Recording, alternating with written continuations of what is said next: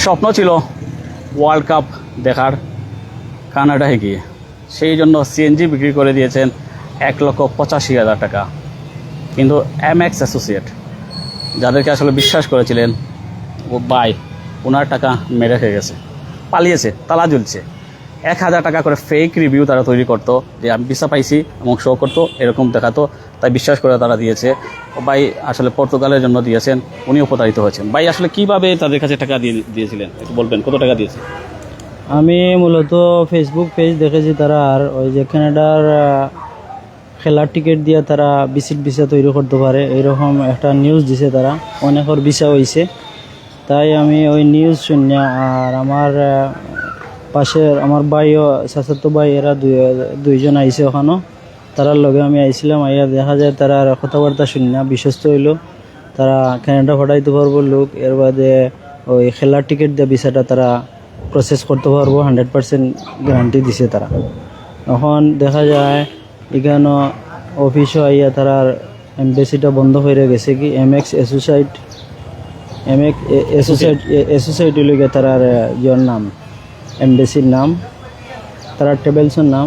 তারা দেখা যায় আজকে এই সপ্তাহ বন্ধ হয়ে গেছে, কি কেউ ফোনও ধরে না। আমি বড় আশা নিয়ে আর এই আমার সিএনজি গাড়িটা বিক্রি করে এই টাকাগুলো দিছিলাম, 1,85,000 টাকা তারারে দিছি একটা স্টাম্পের মাধ্যমে। স্টাম্পও দস্তখত দিয়া এমএক্সর বসে আমার কাছ থেকে এই টাকাগুলা অফিসে রিসিভ করছে। এখন আইয়া দেখা যায় তালা লাগাই বন্ধ, আমরা ফোন দিলে ফোন ধরে না তারা।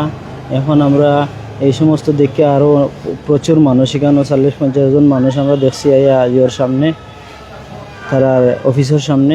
কিন্তু সবেও হইরা যে এরা তো এখন বাইকে যাওয়ার সম্ভাবনা, তা আমরা এখন কী করণীয়? তো এখন আমরা আরিফুল হক চৌধুরী সাহেবের বাসার সামনে আইছি, আইয়া আর ও থানার অপেক্ষা করি, আর থানার সহযোগিতায় আমরা যাতে টাকাগুলো ফাইলাই ও প্রত্যাশা নিয়ে আইছি। বাড়ি চিনই নিয়ে যান, যারা দিয়েছেন টাকা তারা বাড়ি করছেন আপনারা? তারার বাড়ি মূলত হয়েছে বিয়ানীবাজার। জি, বিয়ানীবাজার। তো আপনার সিএনজি বেশি, তো এখন আর কোনো উপায় নাই নাকি? সিএনজি বেশিও তারারে দিলাইছি, এখন তো আমার আর অন্য কোনো বিজনেস নাই।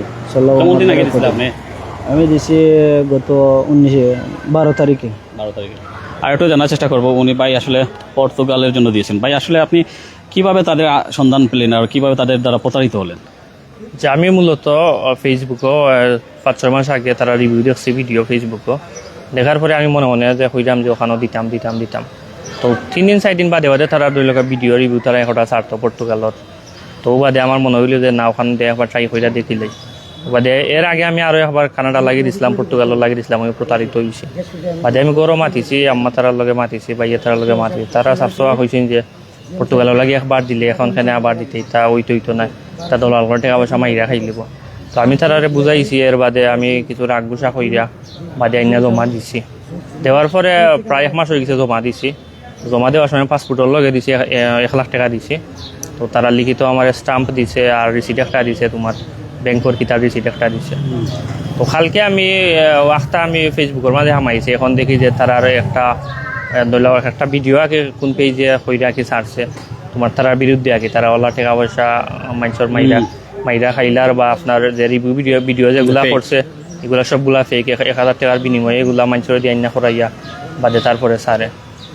তো বাদে আমি ইমন যে তারে কল দিয়া কইলাম যে ভাই ঘটনা ওলা আমার ওইটা হচ্ছে যে এটা কোনো সমস্যা নাই, এটা প্রবলেম সলভ হইব না, কোনো প্রবলেম না, তুমি চিন্তা করিব না। বাদে আমি কইলাম যে ভাই কালকে অফিসও গেলে ফাইমুনি, ওইটা হইলো না, অফিসও আমার আইলে সন্ধ্যার টাইমে ফাইবা, বিকালে ফাইবা। আমি কইলাম যে যারা অফিসও আসুন তারা গেলে কিতা ফাইমুনি, আমার ওইটা হচ্ছে আচ্ছা তারা আসুন অফিসেতে, তুমি সকালে যাইও। ও বাদে আমি আজকে সকালে আইসা ইয়া দেখি যে তালা মারা এখানে কোনো তারা কেউ নাই, মনও নাই। এর বাদে ফারিয়া চৌধুরী যে সিও আছিল তাইনও নাই, এর বাদে যেগুলা তারা আসলো তারা কেউ নাই আর কি অফিসও। বাদে দেখা গেল যে ভুক্তভোগী যারা আসুন তারা মনে হয় 50-60 জন মানুষ আইসুন আর কি। আমি যেলা ভুক্তভোগী ওলা আরও 50-60 জন আইসুন, আইয়া সবে অনেক তো আইনার কিছু করার নাই। বাদে আমরা থানাত গেছি, থানাত গিয়ে জিডি করছি। এখন আমরা জিডি হয়ে আরিফুল হক চৌধুরী তাইনোর বাসার সামনে আইছি, তাইনোর লাগে আমরা অপেক্ষা করলাম। তাই যে আমরা বিস্তারিত জানাইমু, আর তাই আশা করি যে আমরা যে টাকা পয়সা আমরা যারাও দিছি আমরা টাকা পয়সা আমরা ফেরত পাইমু তাই না সৌদি দাবি আমরা জানাই আরিফুল হক চৌধুরী।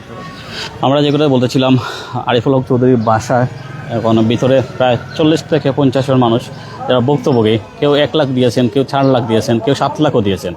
এখানে আমরা পেয়েছি কানাডা, পর্তুগাল, আমেরিকা, এর বাইরে যে কয়েকটা দেশের আসলে তারা টাকা জমা দিয়েছেন। এক একজনের কাছে এক এক অ্যামাউন্ট নিয়েছে। ফেক ডকুমেন্ট তৈরি করেছে, ফেক ভিসা তৈরি করেছে, ফেক টিকিট তৈরি করেছে। মানে টিকিটটা দিয়েছে, দেখেছে তারা ফেক দেখেছে। এবং যাদের কাছ থেকে আসলে ভিসা রিভিউ নিত তাদেরকে 1000 টাকা দিত, বলতো তুমি একটা রিভিউ দিয়ে দাও, তোমাকে 1000 টাকা দিব। পরবর্তীতে তাদেরকে আসলে 1000 টাকা দিত। আর ওনারা আসলে এই ফাঁদে পড়েছেন, অর্থাৎ একজন ফাঁদ পেতে রেখেছিল। অর্থাৎ এটার নাম হচ্ছে ইমন। উনি আসলে এই ফাঁদটা পেতেছেন। তো নিঃস্ব হয়ে গেছে সিলেটে অসংখ্য ইমন যাবে এটা বিশ্বাস করার মতো না যে এই নাটক এটা ইলাদের সাথে জানো বোঝা যায় না, বোঝা যায় না, একবারও বোঝা গেছে না। কারণ একটা মানুষের সামনে না ক্যামেরার সামনে বিচার তুললা মানুষরা তো দের এটা তো যে সাউদি বিশ্বাস করবো যে এটা সঠিক রিভিউ দের, তো এটা বিশ্বাস করার মতো নাই আর কি। মনে আর কি বুঝলাম যে এটা কিতা করলাম, পুরা শখ এটা আর কি এটা দেখার পরে। অর্থাৎ এখন যারা ভুক্তভোগী আছেন তারা এসেছেন মন্ত্রী আরিফুল হক চৌধুরীর কাছে। আপনারা জানেন আরিফুল হক চৌধুরী হচ্ছেন প্রবাসী কল্যাণ এবং শ্রম কর্মসংস্থান মন্ত্রণালয়ের মন্ত্রী হিসেবে দায়িত্ব পালন করছেন। ওনার সাথে একটু পরেই দেখা করবেন, ওনাদের দাবি দেওয়া পালন করবেন, যাতে করে আরিফুল হক চৌধুরীর মাধ্যমে হোক তারা যে এই প্রতারণা যারা করেছে প্রতারককে তাদেরকে আইনের আওতায় আনতে পারবেন এবং তাদের টাকা উদ্ধার করবেন। নিম্নে 3-4 কোটি টাকা হইল।